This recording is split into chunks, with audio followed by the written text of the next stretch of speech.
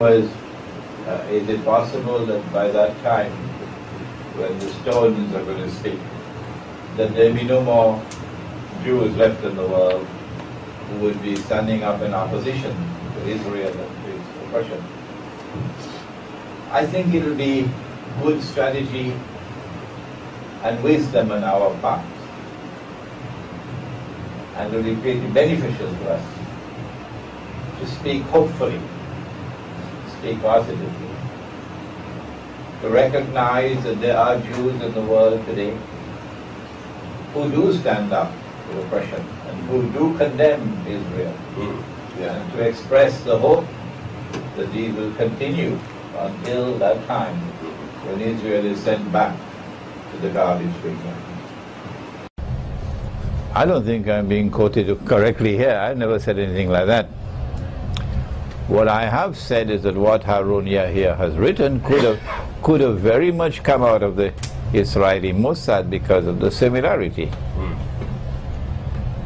Because of the similarity. And I accuse Harun Yahya, and I normally don't call names. This is not my style at all.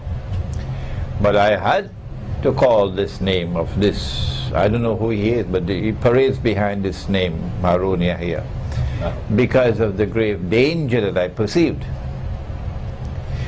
In his book on Imam al-Mahdi and the end times, I think he wrote 100 books in order to be able to put out this one. That was 99 or 95% that dazzled the world, and here was the poison. To slip in the 5% the poison. Yes. That when Nabi Isa alayhi salam returns, as Muslims believe that he will return, that the Prophet has prophesied that he will return alayhi salatu wasalam, that the Jews would believe in him and the Christians would believe in him. La yu'minanna bihi qabla mawti, says the Quran. And since the Muslims already believe in him, that when Nabi Isa alayhi salam returns, according to this fanciful fairyland theory of Harun Yahya, Christians, Muslims and Jews are going to embrace each other in a fraternity, a wonderful fraternity. And since we are going to be having this lovely fraternity of Christians, Muslims and Jews in the end time, why should we not do it now? In other words, why don't you be friends with Israel? This is false. This is not the correct interpretation of the Quran. When Nabi Isa alayhi salam returns, I spoke in a synagogue in New Jersey before 200 Jews.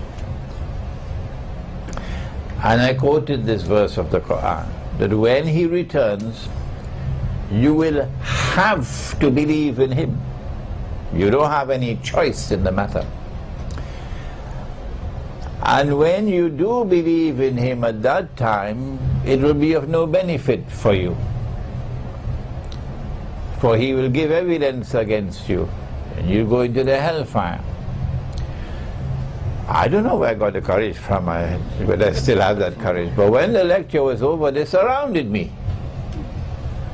I was surrounded by a whole sea of Jews. Of course, they never invited me again after that.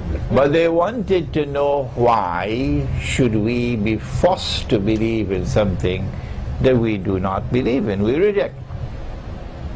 And my answer was that at that time the veils are going to be removed from off your eyes.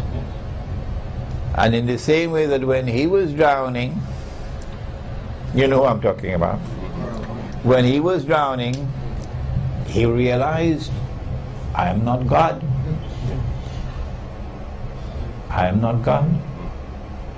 And then he says, I now believe in your God, Banu Israel. Similarly, at that time you also will recognize that what you have been holding on to is falsehood.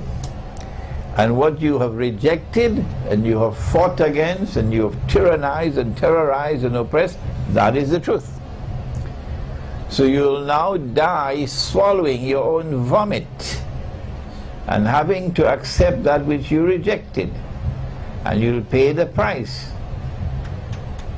وَإِن مِّنْ أَهْلِ الْكِتَابِ إِلَّا لَيُؤْمِنَنَّ بِهِ قَبْلَ مَوْتِهِ وَيَوْمَ الْقِيَامَةِ يَكُونُ عَلَيْهِمْ شَهِيدًا. On Judgment Day, he'll give evidence against you and you'll go into the hellfire. The actual event of the return of Nabi Isa alayhi salam is not a wonderful fraternity, but rather the divine punishment now coming upon those who have rejected the truth and who have stood on the side of the oppressor. Not all Jews and not all Christians are like that, no. And so instead of Harunya here talking about a wonderful fraternity, which is what the Mossad wants, he should quote the hadith. At that time the stones and the trees will speak. You'll never hear Harunya here quoting that hadith, no. And they say, oh Muslim, there's a Jew hiding behind me, come and kill him.